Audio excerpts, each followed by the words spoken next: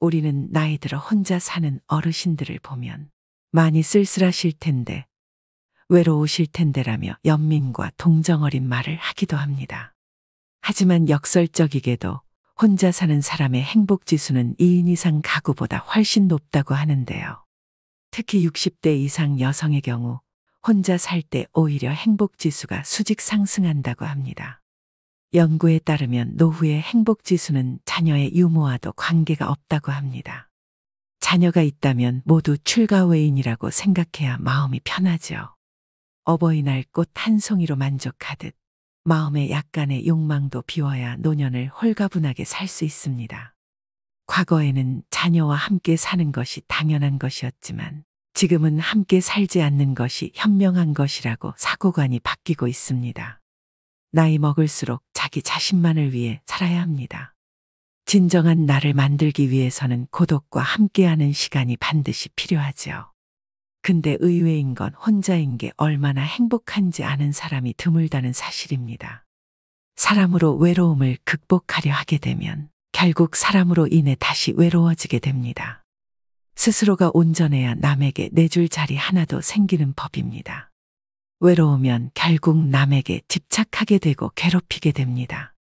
하지만 혼자 산다는 생각은 왠지 외톨이가 된 것 같고 이기적이라는 걱정이 앞서기도 합니다. 왜일까요? 불안하고 고독을 견디지 못하기 때문입니다.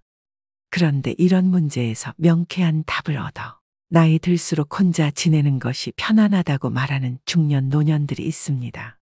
이들은 어떻게 만족도는 높고 고민도는 낮은 혼자서도 행복하게 사는 삶을 얻을 수 있었던 것일까요?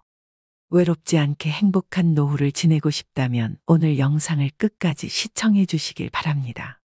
오늘의 영상으로 구독자 여러분 모두 마음이 다이아몬드처럼 단단해지시는 계기가 되길 소망합니다. 먼저 혼자서도 잘 지내는 사람들의 특징 첫 번째는 나에게 좋은 사람으로 살면 된다는 원칙으로 살아갑니다.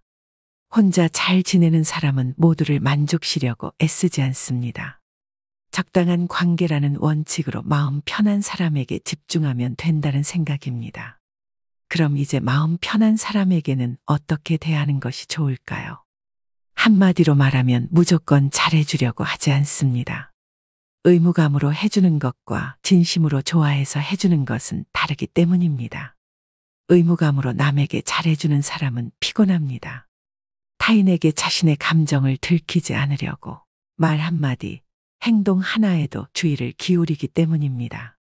타인은 잘 돌보면서 정작 자신은 돌보지 않는 사람의 마음은 과연 건강할까요? 남에게 무조건 잘해준다고 해서 그것을 모든 사람이 알아주는 것도 아니더군요. 이런 기대가 관계에서 갈등으로 이어지는 경우가 많습니다. 나는 힘이 붙이도록 잘해준다고 했는데 상대는 좋아해주기는커녕 모르거나 오히려 불만인 경우가 있습니다. 억울하고 상대가 밉습니다. 그런데 상대도 같은 마음이라면 어떨까요? 말이 통하지 않고 돌파구는 없는 것처럼 느껴집니다. 그래서 어른들은 사람 마음이 내 마음 같지 않다고 말했었나 싶습니다. 상대가 내 마음 같기를 바라지 않으면 상처도 받지 않습니다. 그냥 상대는 이런 생각이란 걸 인정하면 편해집니다. 이런 마음 상태로 이르기 위한 해법으로 가장 먼저 상대가 부담스러워하지 않는 선에서 해야 합니다. 대가를 바라는 마음이 없어야 합니다. 무리하지 않는다는 것은 내가 좋아서 했기 때문에 상대 반응이 시원치 않더라도 불만이 없습니다. 가장 중요한 것은 나입니다. 나에게 좋은 사람으로 살면 된다는 마음가짐이 받쳐주기에 혼자여도 문제없고 혼자여도 정말 편할 수 있는 것입니다. 두 번째는 도전을 두려워하지 않습니다. 고독을 즐기는 사람들은 나이에 상관없이 의미 있는 도전을 합니다. 자신이 이루고 싶은 꿈, 목표가 있으면 실행에 옮기는 추진력이 있습니다. 자신에게 집중하는 시간이 많기 때문에 자신이 진짜 무엇을 원하는지 잘 알 수 있습니다. 나이가 들수록 나만의 취미생활과 배움의 끈을 절대 놓으시면 안 됩니다. 평균 수명이 길어진 지금 단순히 오래 사는 것을 목적으로 삼기보다는 여생을 얼마나 아름답고 가치 있게 사느냐가 관건인 시대이죠. 우리 세대가 다들 그랬듯 저도 30대까지는 사회 구조에 맞춰 살기 바빴습니다. 외적으로나 내적으로 나를 돌아볼 진중한 시간을 갖지 못했습니다. 그러다 50대를 지나면서 어떤 인생이 막을 보내야 가치 있을까 싶더군요. 동시에 자녀 세대에게 존경받는 부모가 되려면 어떻게 노후를 보내야 할까라는 고민도 생겨났습니다. 요즘엔 여기저기서 혼자서도 재미나게 사는 어르신들의 이야기가 많이 보입니다. 그 중에서 여러분들께 도움이 될 만한 분들의 글을 한번 가져와 보았습니다. 댄스 스포츠를 배우고 있는 김순옥 씨는 이렇게 말합니다. 주변에 은퇴하신 분들을 봤는데 아직 할머니, 할아버지라고 하기엔 너무나 젊고 건강한 분들이 많은 거예요.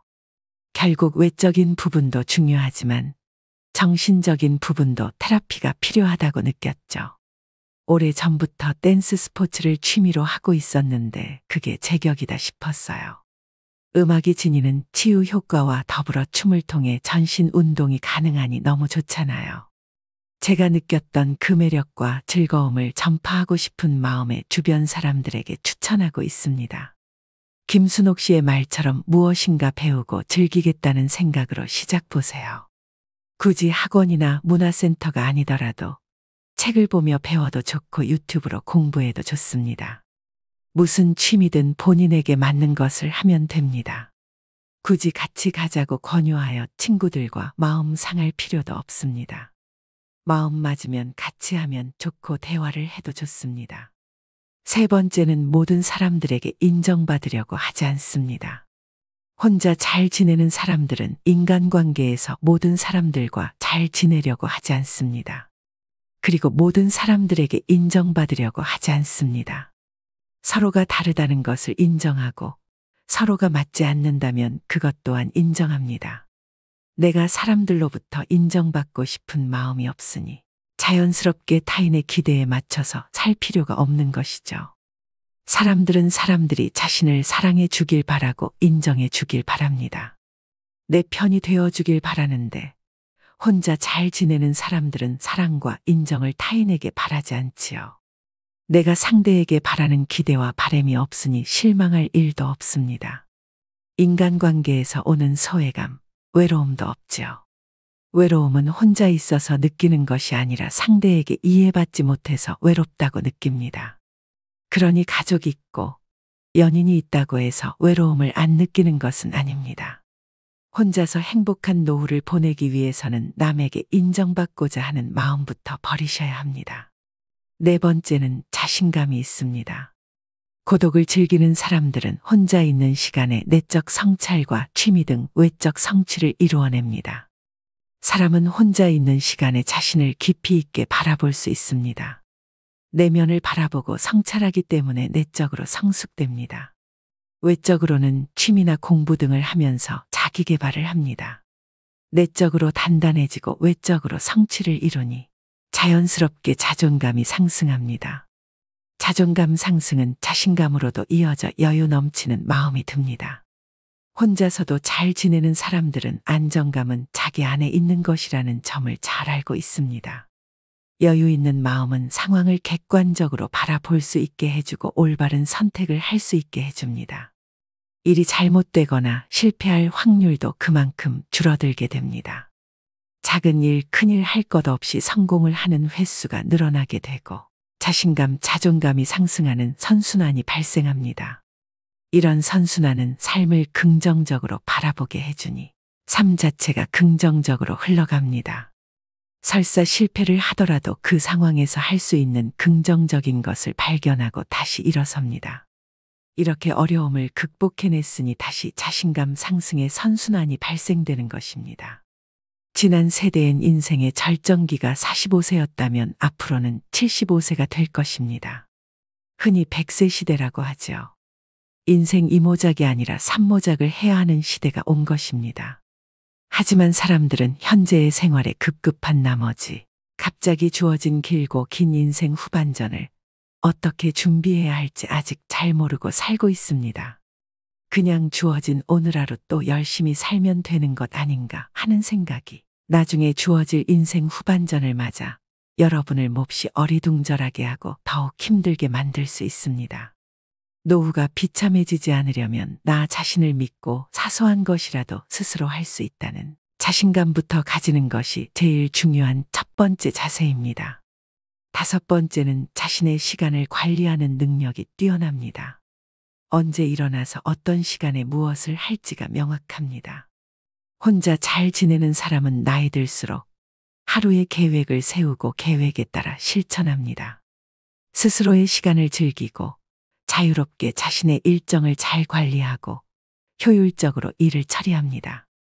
자신의 성장을 위해서 운동도 하고 마음도 관리하며 책도 읽습니다. 남는 여가 시간에는 다양한 활동을 즐기면서 새로운 인연을 만들어 나가기도 합니다. 취미 동호회나 다양한 모임에 참여하여 자신의 관심사를 공유하고 새로운 친구를 만들 수 있습니다. 혼자 잘 지낸다고 해서 사람을 기피하는 것이 아닙니다. 때와 장소에 따라서 사람들과 잘 어울립니다. 또한 이를 통해 자신의 자립심을 강화할 수 있으며 자신의 목표를 달성하기 위해 노력합니다. 내가 무엇을 했을 때 행복감을 느끼는지 잘 알고 있습니다.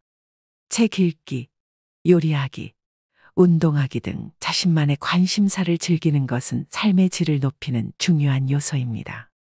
이를 통해 자신에게 자부심을 가질 수 있고 스트레스를 푸는 효과도 있습니다. 혼자 있는 시간에 목표로 한 것을 차근차근 이루어 갑니다. 보통은 나이가 들어서 무언가를 다시 시작한다는 것에 대한 두려움이 있게 마련입니다. 그러나 고독을 즐기는 사람들은 평소에 꾸준한 내적 성찰로 내면에 힘이 있으니 자기 확신이 있습니다. 이런 내적 힘이 나이에 상관없이 또 두려움 없이 자신이 원하는 것을 포기하지 않고 이루어 갈 수 있게 만드는 원동력인 것입니다. 오늘은 나이 들어서도 혼자 잘 지내는 사람의 특징에 대해 배워보았는데요.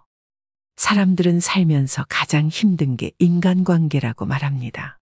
어떤 분들은 허무하다고도 합니다. 20여 년간 그렇게 친구들 경조사를 챙기고 부르면 나갔건만 나 어려울 땐 코빼기도 보이지 않는 친구로 배신감을 느끼는 사람, 직장을 잃거나 사업이 망해서 외면하는 친구 때문에 차가운 현실을 실감한 사람도 있습니다. 하지만 끊고 싶어도 그동안 쌓인 정 때문에 추억 때문에 끊기도 쉽지 않습니다. 요즘엔 혼자 사는 것이 오히려 편하고 즐겁다고 말씀하시는 분들이 많습니다. 사람으로 인한 실망과 갈등이 적으니 스트레스도 적습니다. 인간관계에 집착하지 않자 더 만족스러운 인간관계가 되었습니다. 오히려 가장 불행한 사람은 혼자 사는 사람이 아니라 마음이 맞지 않는 사람과 같이 사는 사람이죠. 이제는 혼자 사는 노인에 대한 시선도 더 이상 외로움과 쓸쓸함, 인생무상이라는 편견에서 편해 보인다로 이동하고 있는 것 같습니다. 혼자서도 잘 지낸다는 것은 남에게 의지할 필요가 없을 정도로 스스로에 대한 멘탈이 아주 강하다는 증거입니다. 멘탈이 건강한 사람은 당연히 인간관계도 마찬가지로 건강하기 때문입니다. 반면 혼자서도 잘 지내지 못하는 사람들은 타인에게 지나치게 의존하면서 인간관계에 다양한 문제를 일으키는 경우가 많습니다. 사람과 인간관계가 힘들다고 말하지만 사실 외로움이 힘든 인간관계를 자초하는 경우가 적지 않습니다. 외로움을 피하려고 할수록 더 휘둘리고 약해지기 쉽습니다. 주체적이고 독립적인 한 인간으로서 삶의 균형을 이룰 수 있게 혼자만의 시간이 반드시 필요합니다. 말씀드린 5가지를 꼭 실천하셔서 나의 행복을 남에게 의존하지 않는 여러분이 되시길 바랍니다. 마지막으로 자식과 며느리와 같이 살면서 하루가 멀다 하고 온갖 구박을 당해내다 다시 고향으로 내려와 홀로 서기를 시작하신 70대 할머니의 사연을 들려드리겠습니다. 노후에 비참해지지 않기 위해서 오늘의 지혜가 여러분들에게 삶의 걸음이 되었으면 하는 바람입니다. 할머니는 남편과 슬하에 5남매를 두었습니다. 하지만 어부였던 남편은 배를 타고 나갔다가 사고를 당해 뇌사 상태가 되어 식물인간으로 돌아왔습니다. 할머니는 살림만 하시다가 갑자기 가장이 되어 남편 병원비에 어린 5남매를 돌봐야 하는 상황이 되었습니다. 그래서 새벽부터 일어나셔서 수산시장 가서 생선 다듬고 시간 나면 다른 식당 가서 설거지 하시면서 그렇게 죽어라 일에 돈을 벌었습니다. 그런데 장남이 운동을 잘해서 학교 선생님은 그쪽으로 나가기를 바랬는데 집안 형편을 아는 착한 아들은 자기 꿈을 접었습니다. 자식을 못 밀어주는 가슴 아픈 엄마 마음을 알았는지 아들은 이렇게 말해 주었습니다. 엄마 나는 괜찮아. 이런 상황에서 내가 계속 운동을 하겠다고 하는 것도 말도 안 되지. 나는 그냥 빨리 학교 졸업해서 우리 동생들 키우는 게 목표야. 아빠 병원비도 내가 벌어서 낼게. 내가 빨리 어른이 되었으면 좋겠어. 그래야 엄마를 도울 수 있잖아. 할머니는 너무 가슴 아프면서도 한편으론 이런 장남이 너무 든든했습니다. 그렇지만 할머니는 이 말 밖에 할 수가 없었습니다. 아들, 엄마가 많이 미안해. 하지만 아들은 오히려 엄마를 이렇게 안심시켰습니다. 사람이 사정이 다 다르잖아. 그러니까 엄마는 나한테 미안해하지 마. 내가 얼른 졸업해서 엄마가 덜 힘들게 해줄게. 동생들도 내가 챙길 거야. 알겠지? 그리고 아들은 실제로 고등학교를 졸업하고 바로 인근에 있는 공장에 취업했습니다. 그리고 번 돈을 어머니에게 다 주었습니다. 그래서 할머니도 약간은 숨을 쉴 수 있었습니다. 할머니는 약속을 지켜주는 아들이 너무 고마웠습니다. 내가 돈을 벌기 시작하면서 우리 집 형편이 많이 나아졌어. 엄마도 이제 잠자는 시간이 늘었습니다. 내가 없었다면 엄마는 동생들을 데리고 길거리에서 살았어야 해. 그래 엄마가 이제 부담이 덜 된다니까 너무 기뻐. 나도 내가 돈을 벌 수 있어서 정말 다행인 것 같아. 할머니는 동생들을 위해 희생하며 돈을 버는 장남을 보며 마음이 아프면서도 참 대견했고 고마웠습니다. 그렇게 힘든 상황에서도 서로에게 기대며 잘 살고 있었는데 어느 날 한 가지 좋은 소식이 들려왔습니다. 엄마, 나 만나는 여자가 생겼어. 아마 조만간에 이 사람이랑 결혼할 것 같아. 우리 동네 근처 도시에 사는 여자인데 내가 일하면서 오며 가며 만나게 됐어. 어리지만 예쁘고 착해서 이런 사람이라면 결혼해도 되겠다 싶더라. 할머니는 든든한 기둥이 되어줬던 고맙고도 미안했던 장남이 이제 결혼을 한다고 하니 죽어도 여한이 없으셨습니다. 곧 장남은 며느리가 될 여자를 집으로 데려왔습니다. 할머니는 젊어 시집살이를 심하게 당하셔서 며느리가 행여나 불편할까 첫 만남부터 며느리를 많이 챙기셨습니다. 그런데 다행히 첫 인사를 하러 온 며느리는 할머니의 음식도 잘 먹고 말도 어찌나 곱게 하는지 아들이 말한 대로 착하고 예쁜 아가씨였습니다. 그런데 이상하게도 며느리는 결혼하고는 태도가 완전히 바뀌었습니다. 예를 들어 남편이 누워있는 평상을 지킬 때 아들이 같이 있으면 살갑게 굴고 일도 잘 돕는데 아들이 자리를 비우면 소파에 누워서 핸드폰 하기 바빴습니다.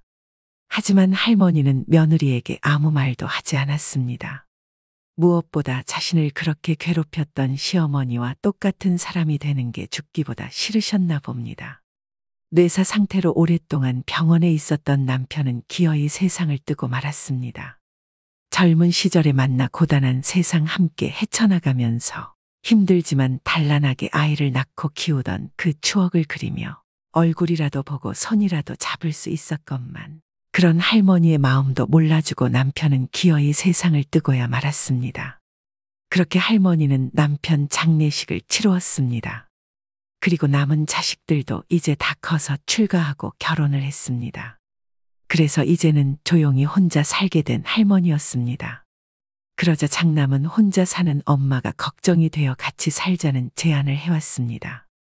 하지만 할머니는 단번에 거절하셨습니다. 아휴 됐어. 나는 너희 할머니한테 시집살이를 너무 많이 당해서 며느리들 괴롭히는 거는 딱 질색이야. 내가 너희 집에 가면 며느리가 얼마나 괴롭겠어. 그러자 이번엔 며느리가 아들을 통해서 할머니의 집하고 자기들 가진 돈을 합쳐서 같이 살자는 제안을 해왔습니다. 하지만 할머니는 며느리 눈치가 보여 가기가 싫었습니다. 고부 갈등이 얼마나 고통스러운지 알았기 때문이었습니다. 그런데도 며느리는 장남과 찾아와서 할머니에게 같이 살자고 계속해서 설득했습니다. 저는 진짜 어머님하고 같이 사는 거 좋아요. 그러니까 이 집하고 우리가 지금 사는 집도 팔아서 더 넓은 곳으로 이사 가서 같이 살아요. 어머니만 괜찮으시면 저는 언제든지 환영이에요. 할머니는 그런 며느리의 진심 어린 설득에 남편의 사망 보험금과 집 한 돈, 그리고 비상금까지 수중에 있는 모든 돈을 다 모았습니다. 그렇게 할머니는 남는 돈이라곤 한 푼도 없는 상태로 아들 명의로 된 새 집으로 들어가게 되었습니다. 그렇게 할머니는 장남네 집에서 함께 살게 되셨는데 현실은 할머니의 생각과는 너무 달랐습니다.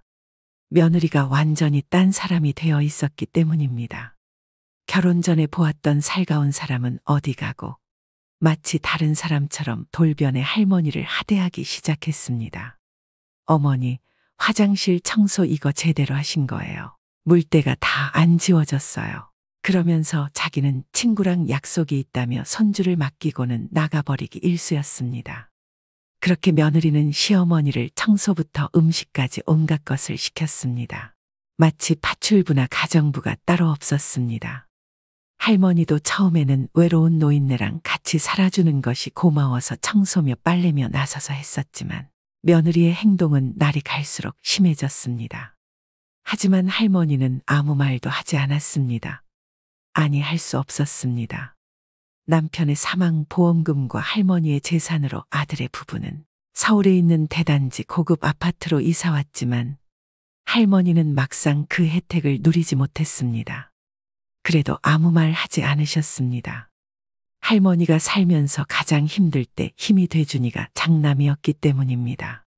할머니는 가족을 위해 희생해준 장남에게 평생 미안한 마음뿐이라 차마 며느리에게 싫은 소리를 할 수 없었습니다.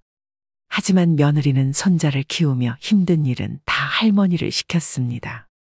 손주를 유치원에 보내는 것도 데리고 오는 것도 할머니 몫이었습니다. 할머니는 이제 나이가 들어서 몸이 마음대로 움직이지도 않았습니다. 언니, 우리 엄마가 식모예요. 우리 엄마가 언니한테 어떻게 했는데 언니가 우리 엄마한테 이러면 안 되죠. 어느 날은 보다 못했던 할머니의 딸이 며느리에게 이렇게 따졌습니다. 하지만 며느리는 그때부터 심사가 뒤틀렸는지 이제 노골적으로 불만을 표출하기 시작했습니다. 늙었으면 조용히 산속에나 있지 요양원은 괜히 있나. 그런 데서 요양하면서 살면 될 거 아니야 라면서 할머니 보고 들으라는 듯이 크게 혼잣말을 하거나 심지어는 할머니가 집에 있는 것까지 눈치 주기 시작했습니다. 아들은 일이 많아서 회사에서 밤늦게까지 일했기 때문에 할머니는 집에 있는 것 자체가 지옥과 다름없었습니다. 하지만 끝까지 할머니가 대꾸를 하지 않자 며느리는 약이 바짝 올랐는지 아예 할머니 옆에 와서 이렇게 얘기했습니다. 늙으면 그냥 죽는 게 자식들 위하는 건데 어머님은 그것도 모르세요. 하긴 모르니까 이렇게 자식 집에서 얹혀 살지.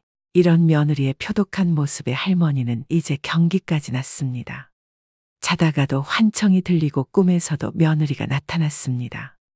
그러던 어느 날은 손주를 보던 할머니가 다리를 헛디뎌 넘어지고 말았고 왼쪽 발목과 무릎 그리고 골반뼈가 아파서 한동안 누워 있어야 했습니다. 그래서 당연히 집안일을 할 수가 없었습니다. 그때부터 며느리의 구박은 더 심해졌습니다. 할머니는 너무 속이 상해 혼자서 울기도 했습니다.